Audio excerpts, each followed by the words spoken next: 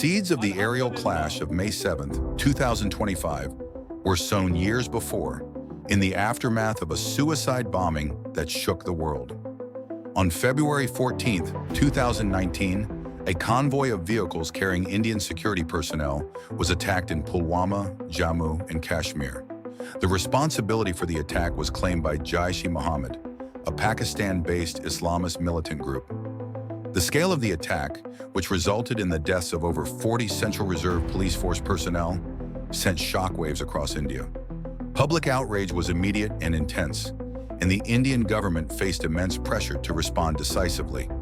Just 12 days later, on February 26th, India launched a retaliatory airstrike. The target was a purported Jaish-e-Mohammed training camp in Balakot, a town located deep inside Pakistani territory in the Khyber Pakhtunkhwa province.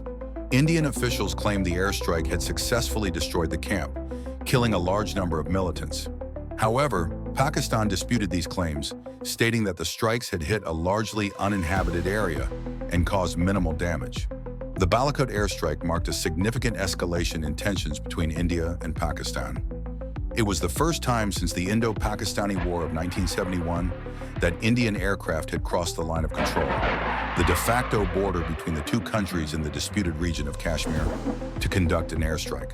Pakistan responded swiftly the following day, February 27, with its own aerial incursions into Indian-administered Kashmir.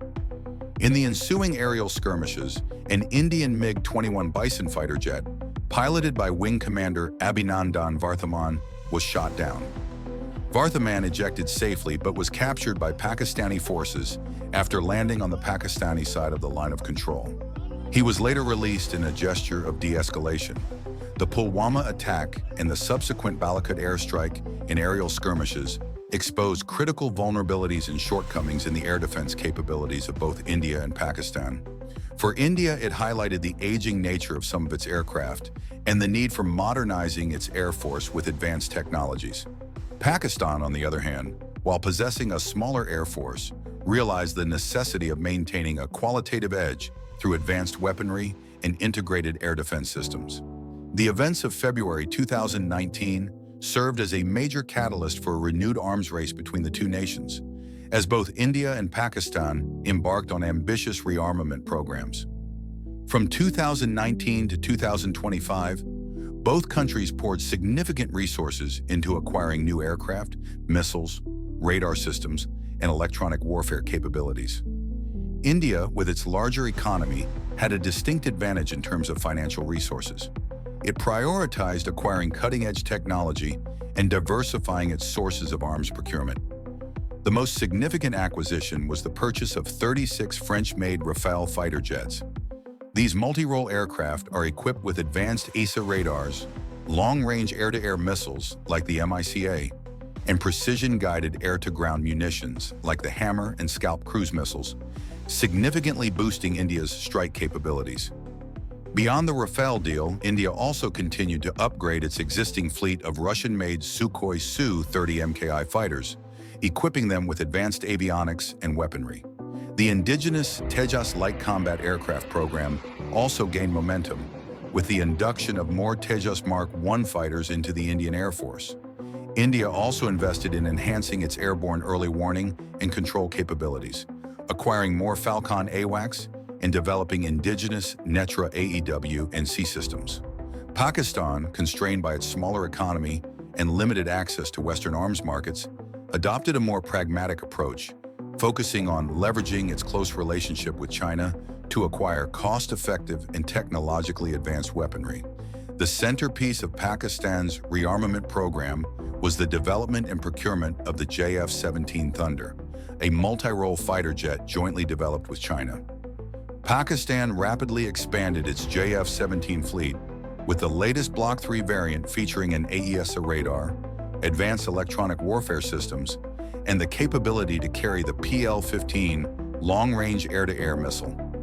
Pakistan also acquired Chengdu J-10C fighter jets from China, further bolstering its air defense capabilities. These jets, equipped with powerful AESA radars and advanced weaponry, provided Pakistan with a significant qualitative advantage over some of India's older aircraft. In addition to aircraft, Pakistan also invested heavily in upgrading its air defense systems, acquiring Chinese-made HQ-9B long-range surface-to-air missile systems and enhancing its radar coverage with advanced Chinese radar systems.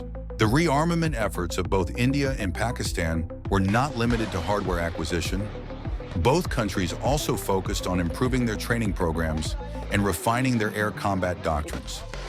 India conducted joint exercises with several countries, including the United States, France, and Israel, to enhance its interoperability and learn from the best practices of other air forces. Pakistan, on the other hand, focused on joint training with China and Turkey, emphasizing network-centric warfare and beyond visual range combat tactics. By 2025, both India and Pakistan had significantly enhanced their air forces.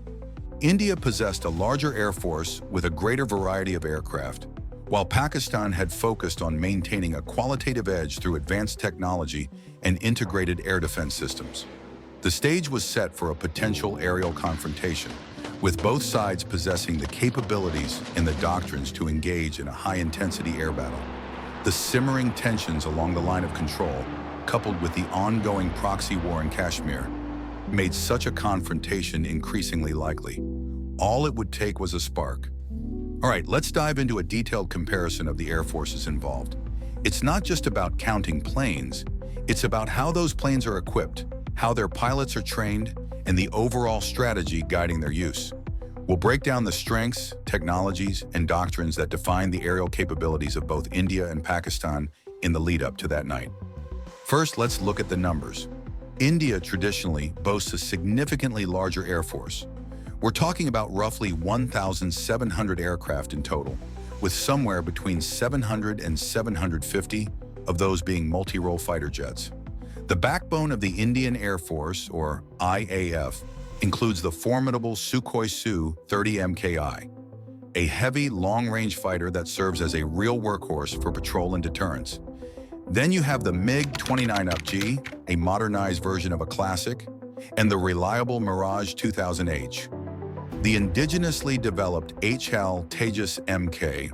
One adds to the mix, and of course, the most recent acquisition, the French Dassault Rafale.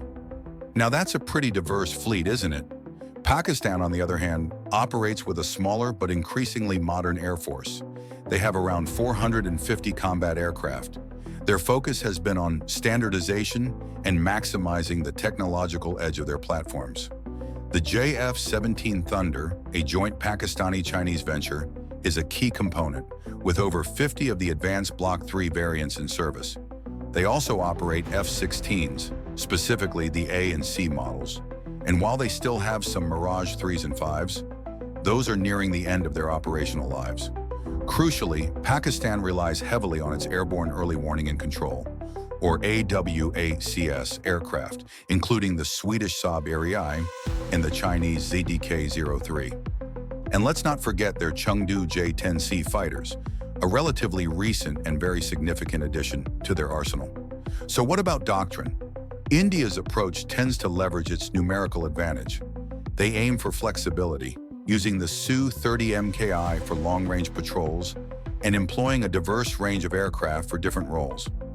The arrival of the Rafale was a game-changer for the IAF, giving them a modern, highly capable platform capable of precision strikes even without overwhelming numbers. But here's the challenge. Integrating such a wide array of platforms, Russian, French, indigenous, can create logistical and interoperability hurdles. Pakistan, facing a numerical disadvantage, has pursued what you might call an asymmetric strategy. Unable to match India plane for plane, they've prioritized acquiring first-shot capabilities. This means investing in advanced AESA radars, extended-range missiles, electronic warfare pods, and, most importantly, integrating all of these systems into a cohesive network with their AWACS aircraft. Their doctrine leans heavily on beyond visual range, or BVR, combat. The goal is to engage and neutralize threats from long distances, saturating the enemy with missiles before ever needing to enter close-quarters combat. Now, interoperability, this is where Pakistan has really focused its efforts. The JF-17 Block 3s and the J-10Cs are designed to seamlessly integrate with their early warning network. The Saab Area and ZDK-03 AWACS provide a continuous stream of data, allowing for real-time coordination of interceptions, sharing tactical information with multiple fighters simultaneously, and prioritizing targets based on threat levels. This level of integration allows them to act almost as a single unified organism. India also has AWACS capabilities, of course. They operate the Israeli-made Falcon system, mounted on Russian IL-76 platforms. These are powerful systems with long radar ranges. India also has the indigenous DRDO, Netra A, EW, and C aircraft. However, the sheer variety of platforms in the IAF, combined with the lack of a fully unified network, can limit their overall integrated tactical efficiency compared to Pakistan. Training is another key factor.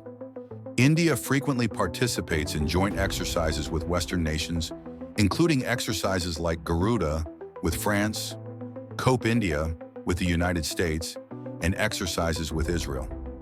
This allows them to learn from Western doctrines, particularly in areas like interoperability and network-centric warfare. Pakistan, on the other hand, leans towards joint training with China, and they've participated in trilateral exercises with Turkey and Saudi Arabia.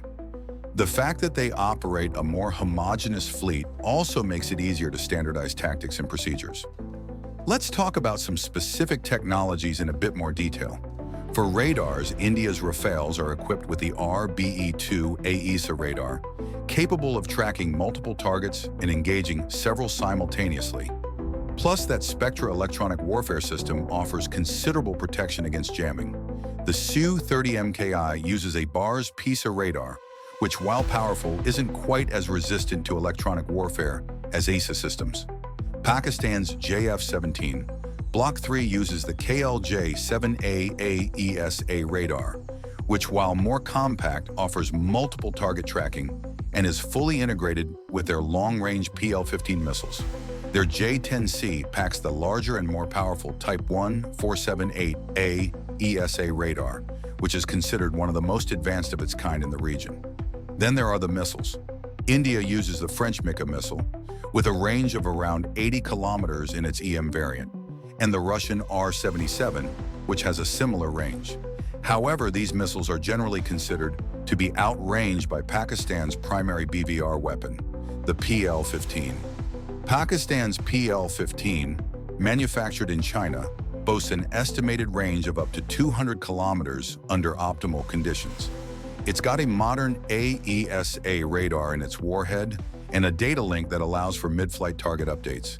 This missile poses a significant threat to Indian fighters and effectively forces them to operate outside of their comfort zone. They also deploy the PL-10, a highly maneuverable short-range missile. Electronic warfare is also critical. India equips its Rafales with the SPE-CTRA system, which can jam enemy radars, detect threats, and automatically launch countermeasures. Pakistan relies on the KG-300G system on the JF-17 and the more advanced KG-700 on the J-10C. These pods are capable of active directional jamming, effectively blinding enemy radars. So to summarize, India enters this potential conflict with greater overall numbers and firepower. Pakistan counters with better integration of sensors, more modern frontline platforms, and a clearly defined doctrine that emphasizes winning without necessarily crossing the line of control. It's a fascinating clash of strategies where technology and integration play as much of a role as the number of planes in the sky. Let's dive into the minute-by-minute breakdown of Operation Sindoor. The night of May 7th, 2025 was anything but quiet. 0010 hours. Pakistani radar operators constantly scanning the skies noticed a surge of activity across the border. Indian Air Force fighters were spooling up and taking to the skies en masse. Initial reports suggested dozens of aircraft lifting off from multiple air bases. This wasn't a routine training exercise. This was the real deal. 0012 hours. Confirmation arrived. Multiple squadrons of Su-30 MKI flankers and the cutting-edge Rafale fighters were airborne from Pathankot, Ambala, and Gwalior. The estimated initial wave numbered between 45 and 50 aircraft, a mix of strike fighters, electronic warfare support, and aerial tankers. 12:30 hours. The Integrated Command Center of the Pakistan Air Force, or PAF, initiated its pre-planned defensive protocols. Every second counted. 14 hours. The first scramble order went out. 16 JF-17, Block 3 Thunder fighters, armed to the teeth, roared off the runway at Kashmir Air Base. These weren't the earlier versions of the JF-17. These were the latest variants, packing AESA radars and long-range air-to-air missiles. 16 hours. A second wave followed hard on the heels of the JF-17s. This time, it was the Chengdu J-10C Vigorous Dragon, Pakistan's most advanced fighter, taking off from Rafale Air Base. 18 hours.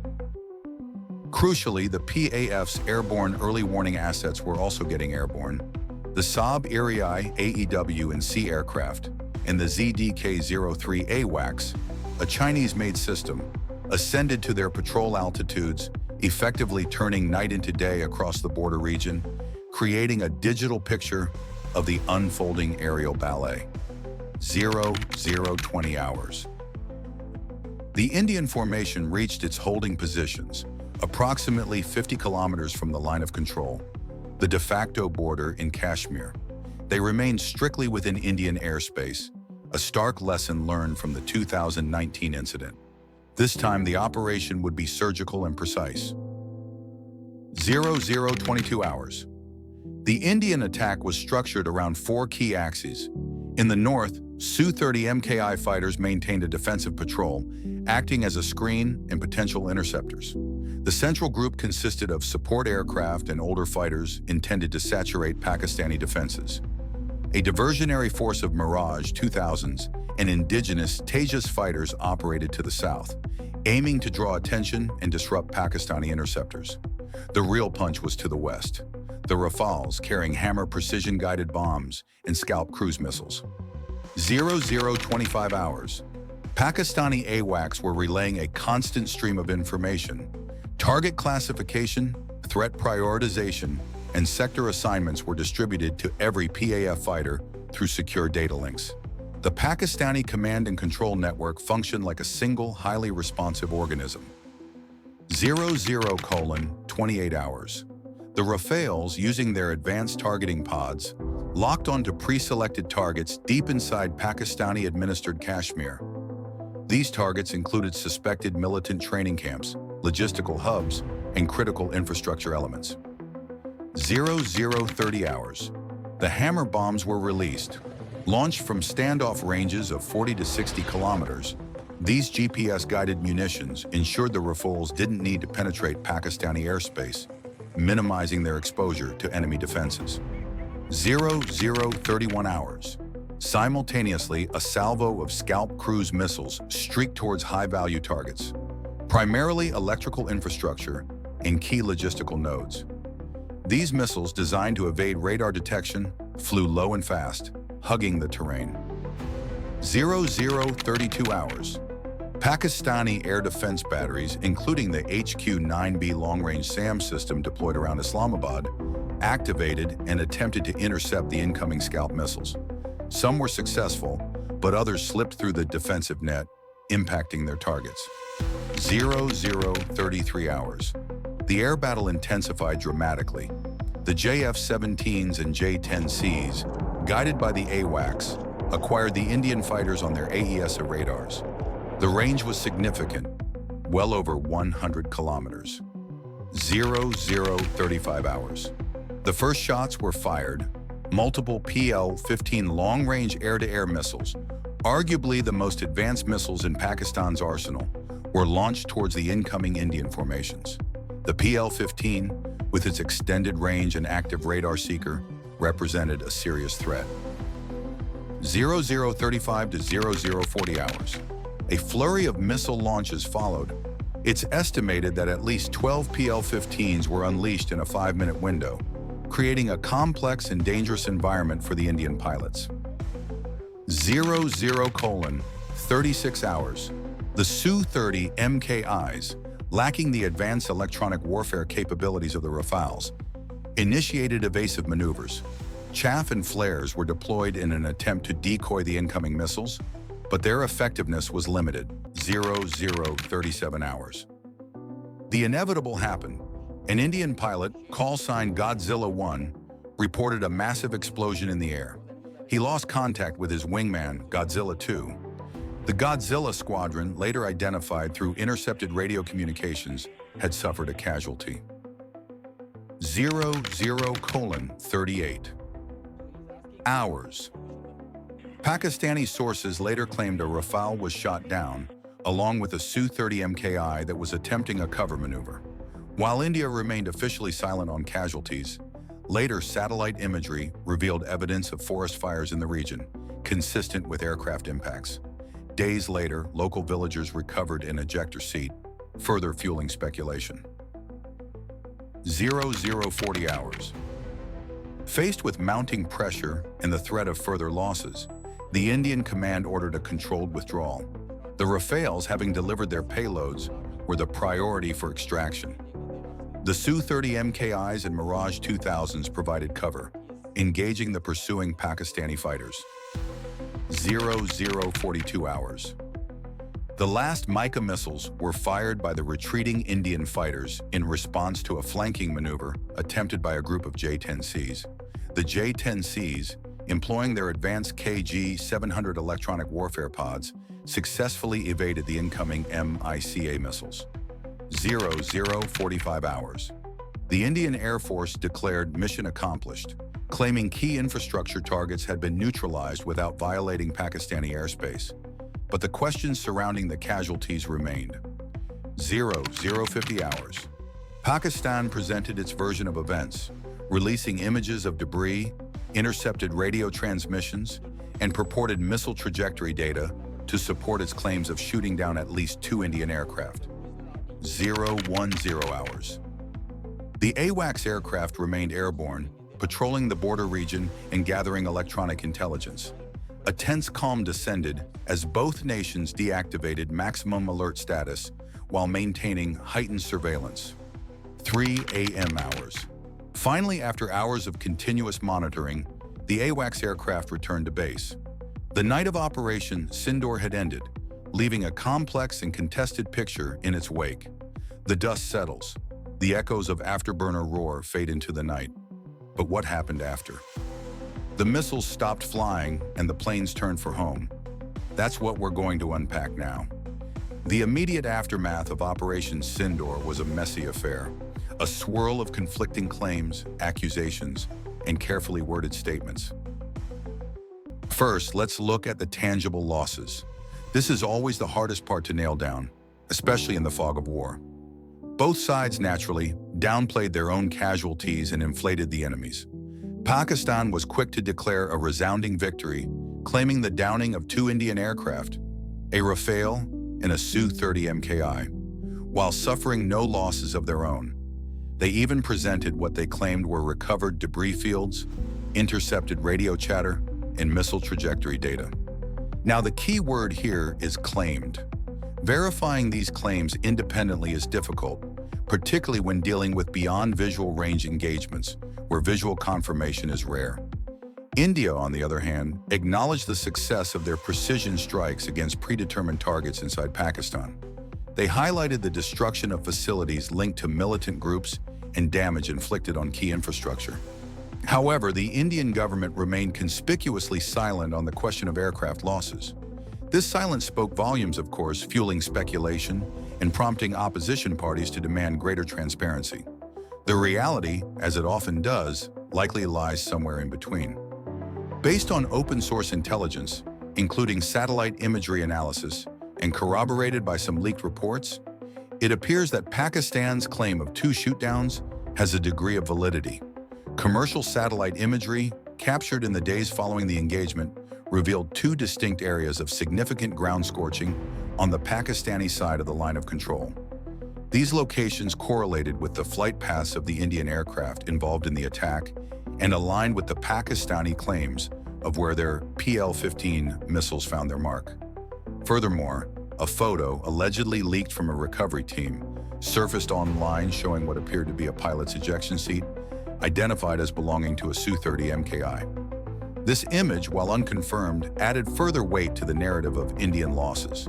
Now, the precise extent of the damage to the downed aircraft and the fate of the pilots remains unconfirmed by the Indian government. From Pakistan's side, the damage assessment is equally tricky. While they successfully intercepted the Indian strike package and prevented deeper incursions, the hammer bombs launched by the Rafales did reach their intended targets.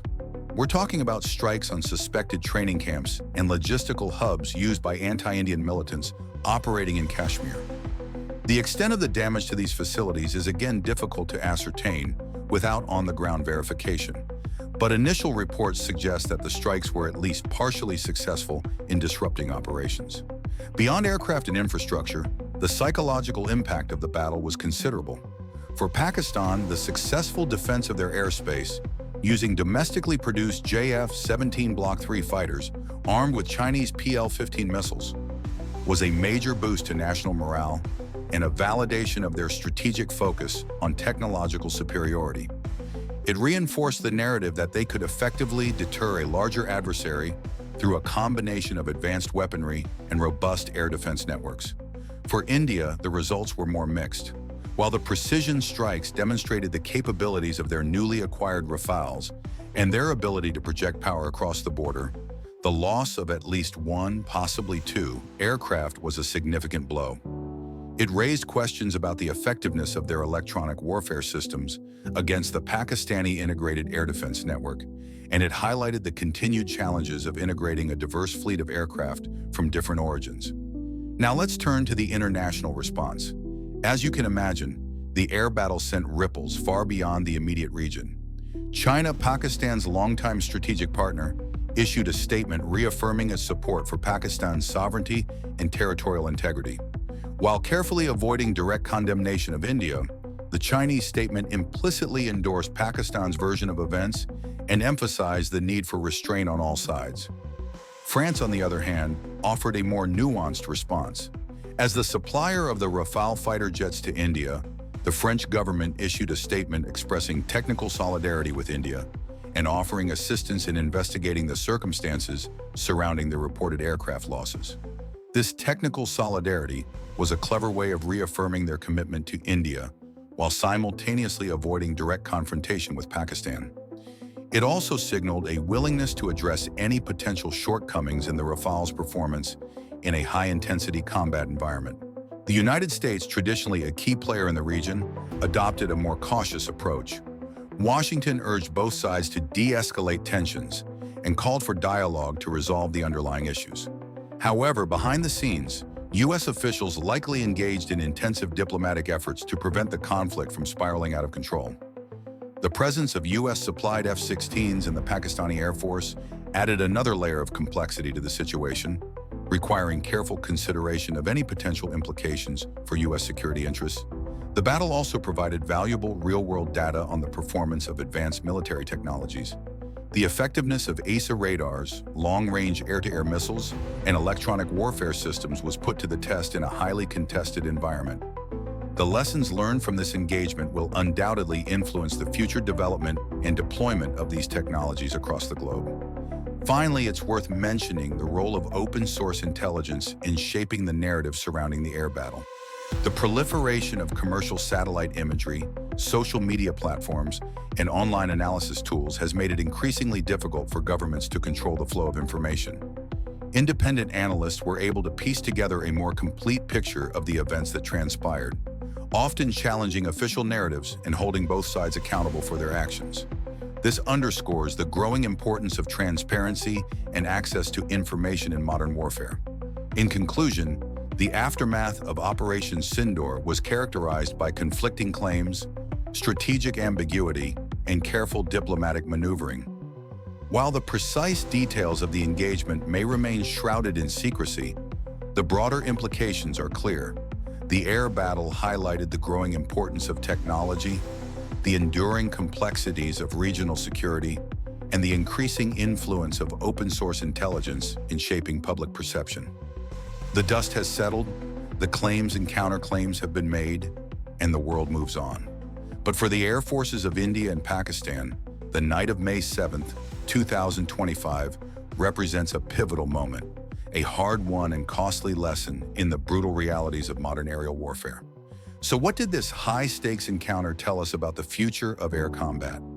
First and foremost, the battle cemented the dominance of beyond visual range, or BVR, engagements. We've been talking about BVR for decades, but this was a real-world demonstration on a scale we haven't seen before. The age of the close-quarters dogfight, while not entirely extinct, is rapidly fading. Pilots are now relying on sensors, data links, and long-range missiles to engage opponents they can't even see. It's a paradigm shift that demands a radical rethinking of pilot training, aircraft design, and overall aerial doctrine. In this battle, the pilots didn't rely on skillful maneuvers. They relied on the technology within the planes. This brings us to the crucial role of sensors. In a BVR environment, seeing first is often the key to winning. AESA radars like the RBE-2 on the Indian Rafale or the KLJ-7A on the Pakistani JF-17 Block 3 are now indispensable. These advanced radars can track multiple targets simultaneously, providing pilots with a comprehensive picture of the battle space. But radar is only one piece of the puzzle. Electronic warfare, or EW, played a decisive role in this engagement. Systems like the Rafales SPECTRA and the JF-17's KG-700 pods were actively jamming enemy radars, disrupting missile guidance systems, and creating electronic decoys. The ability to deny the enemy information while simultaneously protecting your own sensors is becoming increasingly vital. EW is no longer just a support system, it's a primary weapon. As we mentioned, the KG-700, the SPECTRA, and the Saab ERIEYE were the protagonists. The importance of network-centric warfare cannot be overstated. This refers to the ability to connect all elements of a fighting force, aircraft, ground stations, naval vessels, even individual soldiers, into a single integrated network. This allows for real-time information sharing, coordinated attacks, and a much faster decision-making cycle.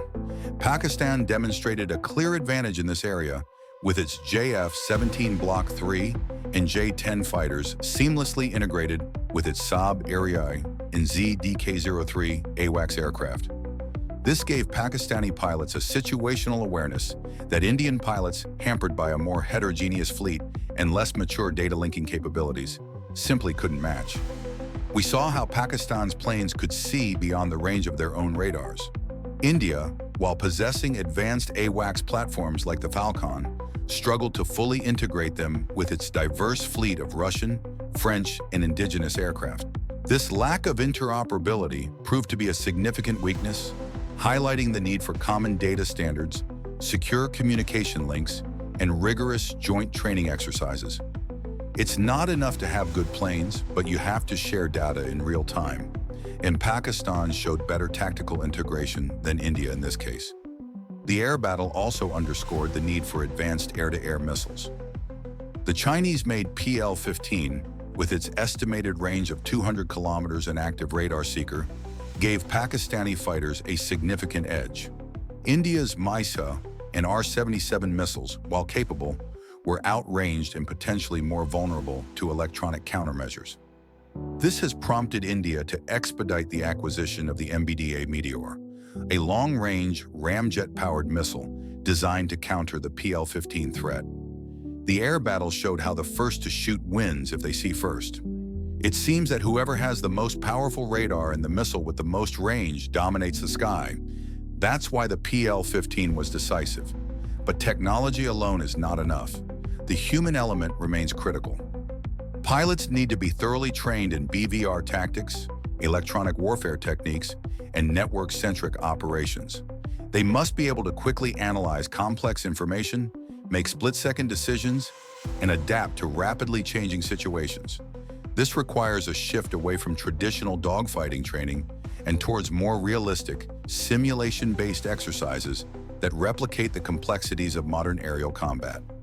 Furthermore, command and control structures need to be streamlined and optimized for speed and efficiency. Decisions need to be made quickly and decisively based on accurate and timely information. This requires a high degree of trust and collaboration between pilots, ground controllers, and intelligence analysts. Beyond the tactical and operational lessons, the air battle also highlighted some important strategic considerations. Both India and Pakistan demonstrated a willingness to use air power as a tool of coercion and signaling. India's precision strikes, conducted without crossing the line of control, sent a clear message of resolve. Pakistan's effective defense, coupled with its claims of shooting down Indian aircraft, projected an image of strength and deterrence. However, the battle also demonstrated the limitations of air power. While India was able to inflict some damage on Pakistani infrastructure, it failed to achieve its broader strategic objectives. Similarly, Pakistan's air defense, while successful in preventing further attacks, did not significantly alter the underlying political dynamics. In the end, the air battle between India and Pakistan was a high-stakes chess match, played out at supersonic speeds and with deadly consequences. It was a stark reminder of the importance of technological superiority, effective training, and sound doctrine. But it was also a testament to the enduring human element in warfare, the courage, skill, and determination of the pilots who risked their lives to defend their countries. Going forward, both India and Pakistan, and indeed air forces around the world, will need to carefully analyze the lessons of this battle and adapt their strategies accordingly. The future of aerial warfare will be defined by those who can effectively integrate advanced technology, innovative tactics, and highly skilled personnel into a cohesive and lethal fighting force. The J-10C and Rafale fighters, the PL-15 and Scalp missiles, the Saab Iria AWACS, and the SPE-CTRA systems are today the new protagonists of Asian deterrence. It remains to be seen what new technologies and tactics will emerge in the years to come. But one thing is certain, the quest for air superiority will continue to drive innovation and shape the future of warfare. What happened that night in Kashmir was not an endpoint, but a prologue, a signal of what the wars that have not yet begun will be like.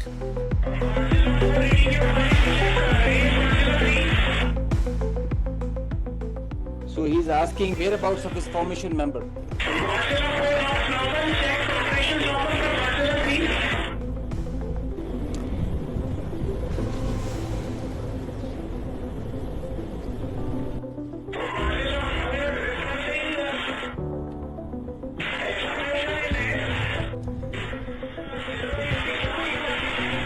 So the formation knows, his leader knows that his one of his flight member is not there. They have an RT. This is the original RT that they are exchanging, and they're asking about his position. He's giving his own operations as fine, but he has claims that I've seen an explosion in the air.